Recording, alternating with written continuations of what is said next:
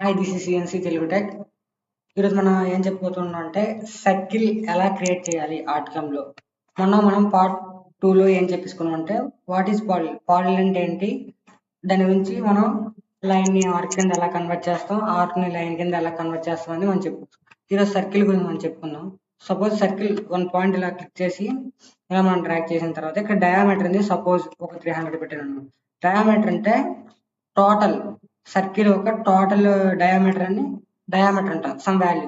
Radius అంటే ఏంటి, సర్కిల్లో హాఫ్ పాయింట్ అనేది మనకి రేడియస్, సమ్ డిస్టెన్స్ ఇచ్చాను అనుకోండి. క్లోజ్ F9 అంటే సెంటర్కి వస్తుంది, F9 షార్ట్ బటన్. ఇందులో సగం పార్ట్ అనేది మనకి డిస్టెన్స్, అది కూడా మీకు డ్రా చేసి చూపిస్తా. సపోజ్ నా ఇక్కడ రేడియస్ క్లిక్ చేస్తున్నా, రేడియస్లో సపోజ్ నేను 250 పెడితే టోటల్ డయామీటర్ అంతా మనకి 500 వస్తుంది. Difference between radius and diameter.